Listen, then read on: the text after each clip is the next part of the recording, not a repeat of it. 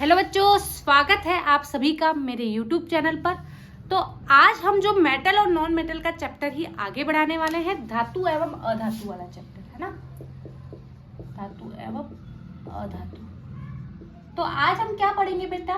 तो आज हम पढ़ेंगे धातु कर्म के सिद्धांत, धातु कर्म के सिद्धांत है ना। तो सबसे पहले तो समझते हैं धातु कर्म क्या होता है। तो मैंने लास्ट क्लास में आपको बताया था कि हमारी ये जो भू प्रॉपर्टी है, हमारी ये जो पृथ्वी है, ये खनिजों का भंडार है। इसमें बहुत सारे खनिज पाए जाते हैं। कुछ खनिज धात्विक फॉर्म में होते हैं, यानी धातु होती है उसमें, कुछ खनिज अधात्विक होते हैं। साथ ही साथ हमने ये भी पढ़ा था कि ये जो खनिज है वो मुक्त अवस्था में भी पाए जा सकते हैं, स्वतंत्र अवस्था में भी पाए जा सकते हैं। ठीक है, अब बात करते हैं कि सबसे पहले बात करते हैं कि धातु कर्म का क्या मतलब होता है। इसे मैं एक ट्रिक से आपको समझाने का प्रयास करती हूँ। जैसे आप क्लास 10 के स्टूडेंट है ना, तो आपका कर्म क्या है? आपका कर्म है कि बहुत अच्छी पढ़ाई करनी है, इतनी अच्छी पढ़ाई करनी है कि अपना स्टेट, अपना जिला, अपना ब्लॉक टॉप करना है। यही कर्म है ना। तो धातु के लिए हमारा कर्म क्या है कि हमारा धातु जो अयस्क के फॉर्म में या मुक्त अवस्था में हमें मिला है, उसे शुद्ध करना है ना, उसका सांद्रण करना, शुद्ध करना और शुद्ध धातु को प्राप्त करना। तो यही आपका धातु कर्म है ना। तो धातु कर्म की डेफिनेशन लिख लो। अयस्क से धातु को, अयस्क से धातु को अलग कर, अयस्क से धातु को अलग कर शुद्ध धातु प्राप्त करना।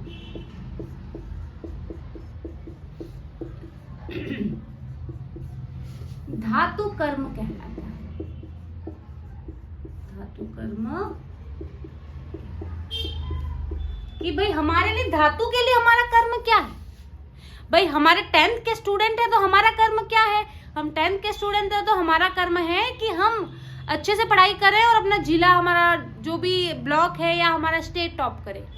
मैं as a teacher, chemistry teacher, मेरा कर्म क्या है कि बच्चों को इतना अच्छा पढ़ाऊं कि वो टॉप करे।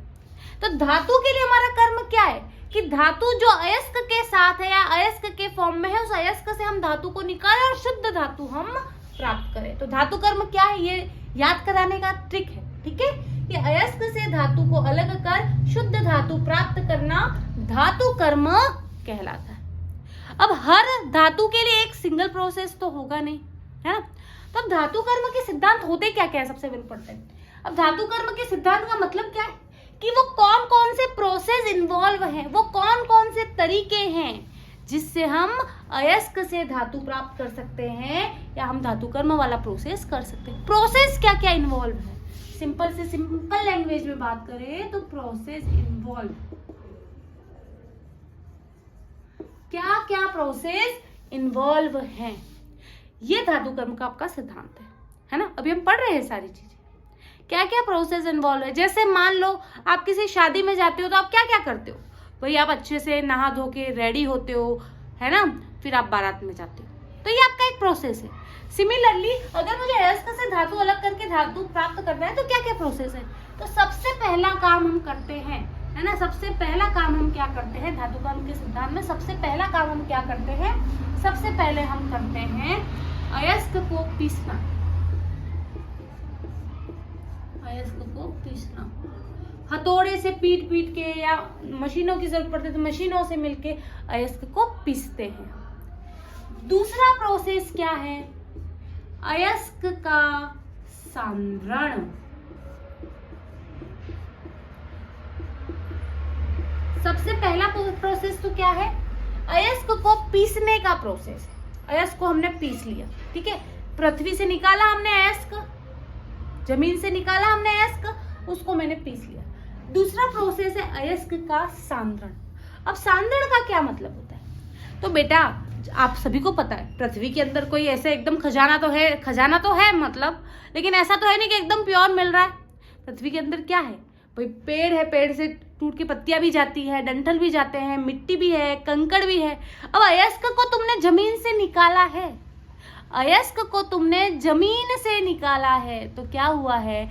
उस अयस्क के साथ मिट्टी, गंदगी, बालू, कंकड़, बजरी, ये सब भी तो आए हैं और इन सबको कहा जाता है गैंग या मैट्रिक्स। इस गैंग या मैट्रिक्स को आपके अयस्क से अलग करना, यानी मिट्टी, पत्थर, कंकड़, गंदगी, इन सबको आपके अयस्क से अलग करना ही अयस्क का सांद्रण कहलाता है। तो अयस्क का सांद्रण, तो यहाँ हम एक यहाँ पर पहले डेफिनेशन लिखते हैं गैंग की, गैंग या मैट्रिक्स।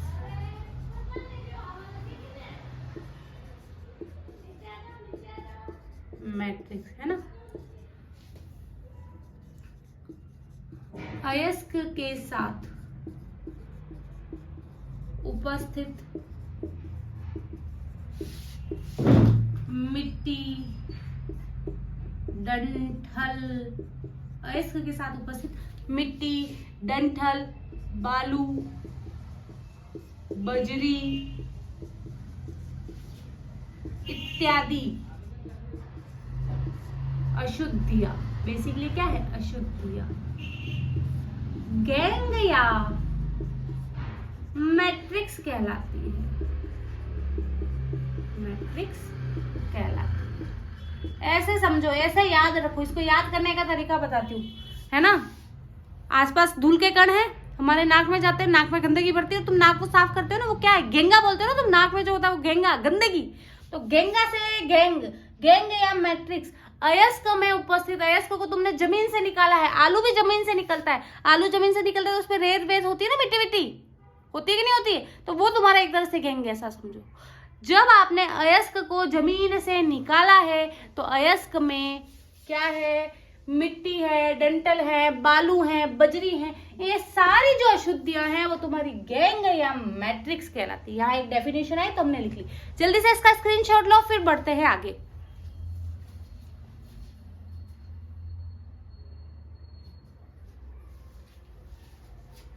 चलिए, तो भाई ये दूसरा प्रोसेस अयस्क का सांद्रण। अब अयस्क के सांद्रण की डेफिनेशन लिखते हैं। अभी हम धातु कर्म के सिद्धांत ही पढ़ रहे हैं, मेरे साथ साथ लिखते चलोगे, नोट्स बनते चलेंगे, ठीक है।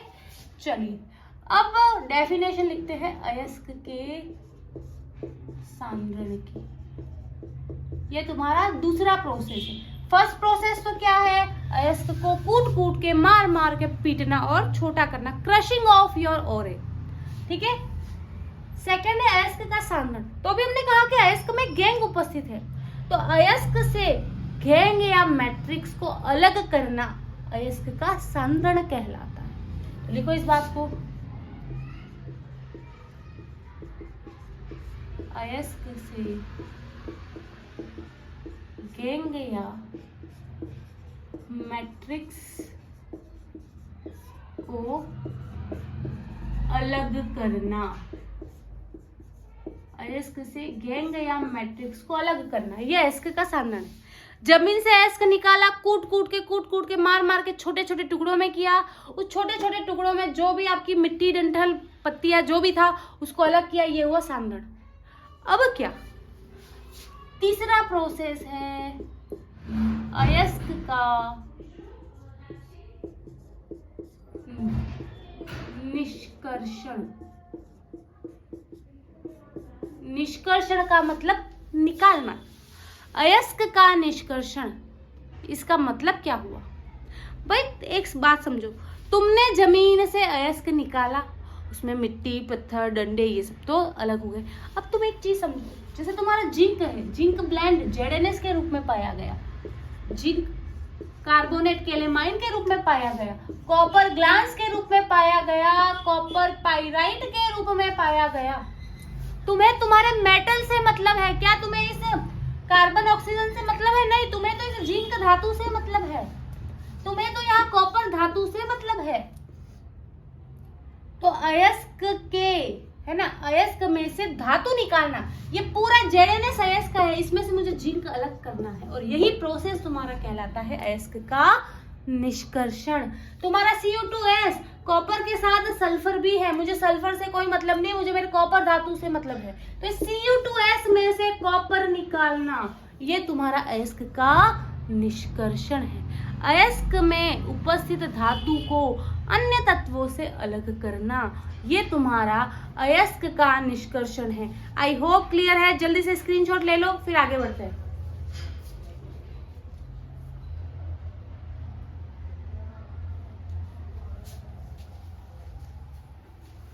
ठीक है, चलिए ये तो हो गए आपके 3 प्रोसेस। चौथा प्रोसेस, फोर्थ प्रोसेस क्या है? हम धातु कर्म के सिद्धांत पढ़ रहे हैं, प्रोसेस पढ़ रहे हैं। सबसे पहले मैंने अयस्क को जमीन से निकाला, उसमें जो भी गंदगियां थी वो अलग की, उसको कूटने के बाद दूसरा प्रोसेस हो गया सांद्रण का।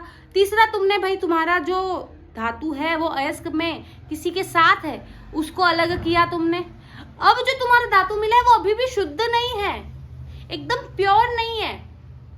तुम्हारे उस धातु को तुम्हें प्योर करना पड़ेगा, शुद्ध करना पड़ेगा, और यही तुम्हारा अंतिम फोर्थ प्रोसेस है, धातु का परिशोधन, शोधन, ठीक है, या परिष्करण। तो चौथा क्या हो गया? धातु का शोधन, है ना, परिशोधन या परिष्करण, ये आपका प्रोसेस हो गया, है ना। तो धातु कर्म का मतलब धातु को क्या करना है, हमें क्या करना है, साफ करना है, उसका निष्कर्षण करना है ना, उसको अलग करना है बेसिकली, और शुद्ध धातु प्राप्त करनी है।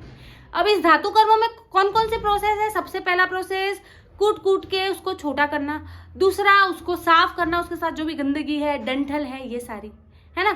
तीसरा चीज उसका निष्कर्षण, उसको उस अयस्क में जो भी अलग अलग तत्व हैं उनसे अलग करना।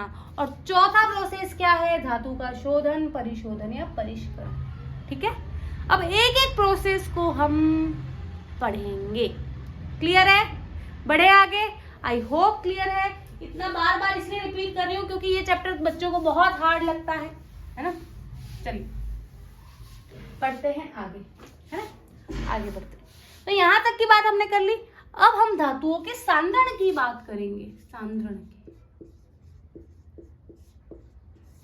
धातुओं के सांद्रण की बात करेंगे। हर धातु को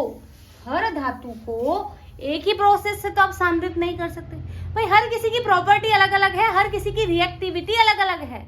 सक्रियता श्रेणी हमने पढ़ी है, कुछ धातुएं ऊपर है, कुछ धातुएं नीचे हैं, सबकी अपनी अपनी रिएक्टिविटी है, सबका अपना अपना नेचर है।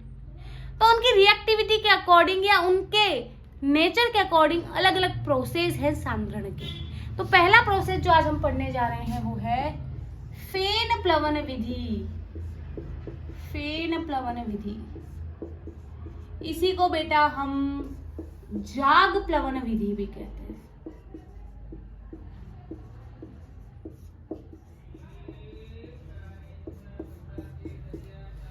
चलिए, अब इस फेन प्लवन विधि की जो सबसे मुख्य बात हमें ध्यान रखनी है वो क्या है?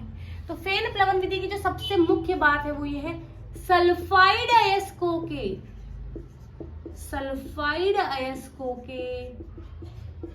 सांद्रण में,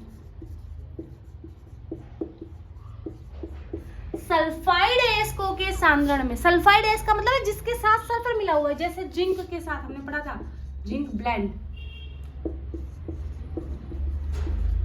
कॉपर के साथ सल्फर मिला हुआ है, कॉपर ग्लास Cu2S, कॉपर के साथ सल्फर मिला हुआ है ना। जब सल्फाइड अयस्क आएगा उनका सांद्रण करना होगा तो हम फेन प्लवन विधि या जाग प्लवन विधि का उपयोग करेंगे। क्लियर? चलिए, तो करते क्या है इसमें, हम एक बड़ा सा बर्तन लेते हैं, इसमें हम हमारा जो भी अयस्क है उस अयस्क को डालते हैं। अयस्क के साथ ऑब्वियसली गैंग होगा, गंदगी होगी, है ना। हम यहाँ पर एक अयस्क के साथ पानी भी डालते हैं और पानी के साथ तेल भी डालते हैं। तो हम एक बर्तन में अयस्क, पानी और तेल लेते हैं। क्लियर? आपने देखा होगा बेटा, जब आप पानी और तेल को मिलाओ, नहीं देखा है तो अब देखो, ठीक है। आपने पानी और तेल को मिलाया एक किसी भी बोतल में और बहुत जोर जोर से हिलाओ, अच्छे से जाग बनेंगे। तो यहाँ पर भी अयस्क के साथ तुमने पानी और तेल मिलाया है और यहाँ से बाहर एक यंत्र लगाया है जो तेज वायु को इसके अंदर प्रवाहित करता है। मैंने अयस्क के साथ पानी और तेल मिलाया है। यहाँ से मैंने एक यंत्र लगाया जो बहुत तेज वायु को इस बर्तन के अंदर प्रवाहित करता है।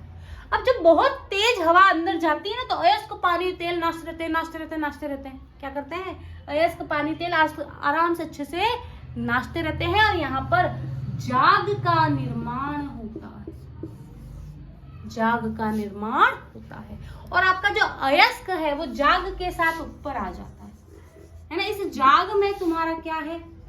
अयस्क। और तुम्हारी यहाँ गंदगी नीचे बैठी हुई है। यहाँ पे क्या नीचे क्या बैठी हो गई? तुम्हारी गंदगी नीचे चली गई है पानी के साथ, और तेल, जाग, अयस्क ये ऊपर आ गए।